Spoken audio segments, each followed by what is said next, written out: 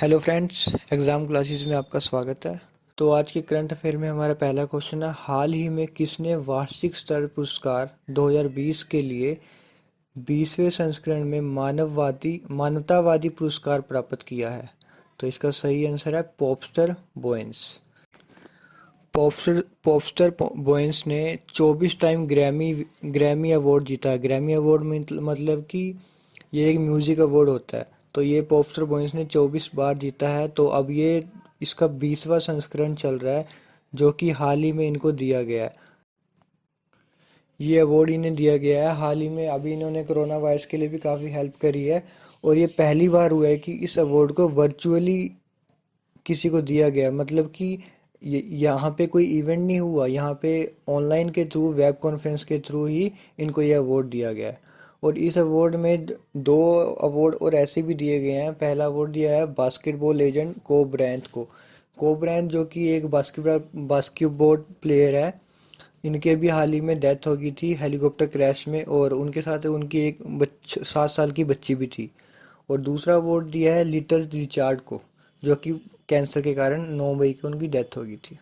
और ये एक अमेरिकन शो है जो कि 2001 में इस्टेब्लिश किया गया था बाय ब्लैक एंटरटेनमेंट टेलीविज़न के द्वारा। और इन्होंने इस किस कारण इसको स्टार्ट किया था कि अफ्रीकन और अमेरिकन्स के बीच में जो भाईचारा है, जो इनकी म्यूज़िक, एक्टिंग, स्पोर्ट्स में जो इनके आपस में मेल जोल है, तो उसको बढ़ाने के लिए इन्होंने इस अवार्ड को स्टार्ट किया था। नेक्स्ट क्वेश्चन है, किसने अवैध वन्यजीव व्यापार पर वैश्विक रिपोर्ट जारी की है? तो अभी हाल ही में FATF ने ग्लोबल रिपोर्ट पर इलीगल वाइल्ड लाइफ ट्रेड पर एक रिपोर्ट जारी की है। तो ये FATF क्या है? Financial action task force. तो अभी इस रिपोर्ट में बोला गया है कि मनी लॉन्ड्रिंग और अवैध वन्यजीव व्यापार पर इन्होंने एक रिपोर्ट जारी की है, जिसमें कहा गया है कि काफ़ी इलीगल वाइल्ड लाइफ ट्रेड होता है इसमें। और जिसके कारण काफ़ी सारे जानवर आज की प्रजाति अब ख़त्म होती जा रही है। और उन्होंने ये रिपोर्ट में ये भी लिखा है कि इससे सात डॉलर से 23 बिलियन डॉलर तक की इनकम होती है, जो जो इस अवैध व्यापार में शामिल है। और इस कारण इससे फ्यूचर में काफ़ी सारी प्रॉब्लम आ सकती है, जैसे कि अभी कोरोना वायरस की महामारी चल रही है, तो इसके भी कुछ कारण होंगे। तो उन्होंने ये भी लिखा है कि अब जो जीव जंतुओं के साथ ऐसा अवैध व्यापार हो रहा है, तो इससे हमें फ्यूचर में कुछ मुश्किल देखने को मिल सकती है। नेक्स्ट क्वेश्चन है, भारत को कर मामलों में, कर मतलब कि इनकम टैक्स की जानकारी के आदान प्रदान के लिए स्विट्जरलैंड के पार्टनर्स में कौन सा स्थान मिला है?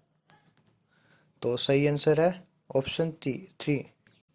तो अभी हाल ही में भारत को इंफॉर्मेशन एक्सचेंज में स्विट्जरलैंड के दो और देशों के साथ अपना नाम, भारत को तीसरा नाम में डाला गया है। तो इसके साथ दो देश और कौन से हैं? फ्रांस, जर्मनी और इंडिया।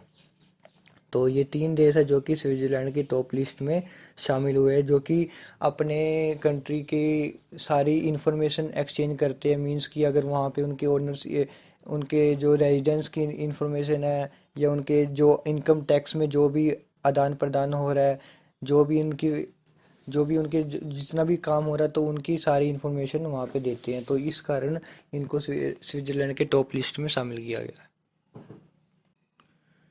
तो नेक्स्ट क्वेश्चन है, किस देश ने 36वें एशियन शिखर सम्मेलन की अध्यक्षता की? तो इसका सही आंसर है वियतनाम। तो एशियन शिखर सम्मेलन का ये 36वां संस्करण था, जो कि वीडियो कॉन्फ्रेंस के जरिए किया गया। और इसकी थीम क्या थी? Cohesive and responsive Asian. और इसको अभी चेयरमैनशिप तो वियतनाम के प्राइम मिनिस्टर न्यूगियान जुआन फुक ने की थी। और इसका मेन मकसद क्या था? इस मीटिंग में मेन क्या हुआ कि इसमें कोरोना वायरस के जो जितने भी कारण आ रहे हैं, कोरोना वायरस की बीमारी चल रही है, तो उस मुद्दों पे बातचीत की गई थी कि इसको कैसे कम किया जाए, इसको कैसे रिकवर किया जाए। और सारे पार्टनर्स में ने आपस में बातचीत करके काफ़ी मीटिंग की गई है। तो देखते हैं इसका क्या परिणाम निकलता है। ये दक्षिण एशियन नेशन की स्थापना 1967 में की गई थी और इसमें 10 कंट्रीज़ के ग्रुप आते हैं, जिसमें Brunei, Cambodia, Indonesia, Laos, Malaysia, Myanmar, Philippines, Singapore, Thailand and Vietnam. और इसके सेक्रेटरी है जकार्ता, इंडोनेशिया, और चेयरमैन तो है न्यूगियान जुआन फुक। नेक्स्ट क्वेश्चन है, हाल ही में किसने G20 के असाधारण आभासी शिक्षा मंत्रियों की बैठक में भाग लिया? तो असाधारण मतलब कि ये नहीं कि कोई ज़्यादा ज़रूरी नहीं है, मतलब कि इसका मेन मीटिंग जो थी वो तो हमारे प्राइम मिनिस्टर नरेंद्र मोदी जी कर आए थे जाके। बट ये जो है इसमें क्या है कि इसमें हर देश के एजुकेशन मिनिस्टर मीटिंग करेंगे, तो इस कारण ये मीटिंग सेट की गई थी। और इसको हमारे हमारे इंडिया की तरफ से रमेश पोखरियाल जी ने सेट किया था। तो हमारे मानव संसाधन विकास मंत्री है रमेश पोखरियाल, इन्होंने ही अभी G20 की असाधारण मीटिंग में शामिल हुए हैं। और इस मीटिंग का मेन मुद्दा क्या था? इस मीटिंग का मेन मुद्दा था कि इसमें कोरोना वायरस की जो भी महामारी चल रही है उस पर मीटिंग थी कि अभी एजुकेशन सेक्टर में उसका क्या प्रभाव पड़ रहा है। क्यों, अब पता है कि अभी सारे स्कूल कॉलेजेस वगैरह बंद है, तो इससे काफ़ी सब बच्चों की पढ़ाई का भी नुकसान हो रहा है। तो इससे हमारी ये, क्योंकि बच्चे ही आगे का फ्यूचर होते हैं, तो अभी उनकी पढ़ाई का नुकसान हो रहा है। तो इसके लिए अभी उन्होंने काफ़ी बातचीत की है। उन्होंने ये भी देखा, इसमें ये भी काफ़ी और देश भी इस चीज़ में क्या कर रहे हैं, वो क्या क्या स्टडी के लिए बच्चों के लिए क्या उद्देश्य बना रहे हैं। तो ये सब बातें हुई और रमेश पोखरियाल जी ने इस मीटिंग में उनको ये भी बताया कि अभी डिजिटल लर्निंग के साथ कैसे बच्चों की स्टडी को कंटिन्यू किया गया है हमारे देश में, इंडिया में। तो अभी इंडिया में जो बच्चों की पढ़ाई के लिए जो कंटेंट वगैरह प्रोवाइड कर रहे हैं, तो ये ऑनलाइन प्लेटफॉर्म जैसे कि दीक्षा, स्वयं, वर्चुअल लैब, ई-पीजी पाठशाला और नेशनल डिजिटल लाइब्रेरी, इसके थ्रू हम बच्चों को काफ़ी शिक्षा के ये मीडियम बनाए हैं, जिससे कि ऑनलाइन बच्चे इससे यहाँ पे आके पढ़ सकें।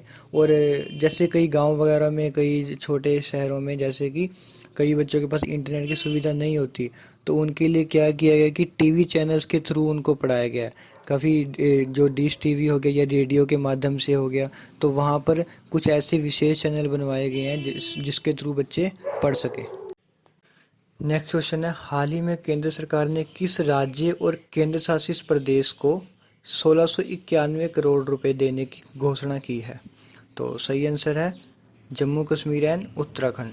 तो अभी केंद्र सरकार ने 1651 करोड़ रुपए जो बॉर्डर एरिया के हाईवेज होते हैं उनको बनवाने के लिए लगाए गए हैं, जो जिसमें जम्मू कश्मीर और उत्तराखंड शामिल है। तो ये क्यों बनवा रहे हैं? तो क्योंकि अभी जो चाइना और इंडिया के बीच में जो भी मतभेद, जो भी प्रॉब्लम चल रही है, उस कारण को देखते हुए इन्होंने अपने बॉर्डर एरिया के जितने भी हाईवेज वगैरह है ना, उनको अच्छी तरह बनवाने के लिए पैसे दिए हैं, सो दैट कि अगर अगर इन केस कुछ हो भी जाए तो गाड़ी आने जाने के लिए, तो उसके लिए तो हाईवे चाहिए ही चाहिए। तो इसमें से 1300 वो अलॉट करे हैं जो जम्मू कश्मीर के बॉर्डर एरिया है उसको बनवाने के लिए, बॉर्डर एरिया के रोड हाईवेज़ को बनवाने के लिए। और जो 340 करोड़ रुपए जो बाकी रहते हैं वो उत्तराखंड की रोड बिल्डिंग में लगाए जाएंगे। नेक्स्ट क्वेश्चन है, अभी आयरलैंड के नए प्रधानमंत्री के रूप में किसे चुना गया है? तो सही आंसर है माइकल मार्टिन। तो अभी आयरिश पार्लियामेंट में एक स्पेशल मीटिंग हुई जिसमें वोटिंग की गई और उसमें फिर माइकल मार्टिन को एक प्राइम मिनिस्टर बनाया गया। और माइकल मार्टिन ने किसको हराया? लियो वराडाकर को हराकर न्यू प्राइम मिनिस्टर बन गए हैं ये। तो माइकल मार्टिन अभी पहले 2.5 साल के लिए, मतलब कि दिसंबर 2022 तक सरकार का नेतृत्व करेंगे। तो उसके बाद का जो टाइम होएगा, जो वो वो नेतृत्व लियो वराडकर, भारतीय मूल के नेता, और ललित गर्ग करेंगे। तो नेक्स्ट क्वेश्चन है, किस दिनांक तक रिजर्व बैंक ने एमएसएफ के तहत बैंकों की बढ़ी हुई उधार सीमा की स्थिति लागू? तो सही आंसर है 30 सितंबर तक को 30 सितंबर तक और बढ़ा दी है, क्योंकि अभी कोरोना वायरस के काफ़ी पेशेंट आ रहे हैं, तो ये महामारी अभी और बढ़ती जा रही है, तो इसके कारण इन्होंने इस उधार। नेक्स्ट क्वेश्चन है, विश्व बैंक ने स्टार्स प्रोजेक्ट के लिए 6 भारतीय राज्यों को के लिए कितना पैसा स्वीकृत किया है? तो सही आंसर है $500 मिलियन। तो फ्रेंड्स, ये स्टार्स प्रोजेक्ट क्या है, ये मेन चीज़ है। तो स्टार्स का मतलब है strengthening teaching learning and result for state program.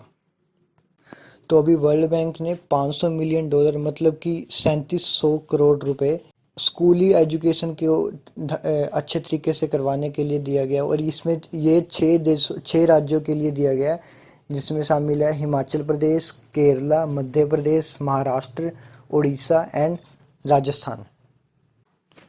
तो बात कर रहे हैं वर्ल्ड बैंक की, तो इसका हेडक्वार्टर है वाशिंगटन डीसी में, और इसका मोटो है working for a world free of poverty, और इसके प्रेसिडेंट है डेविन मालपास।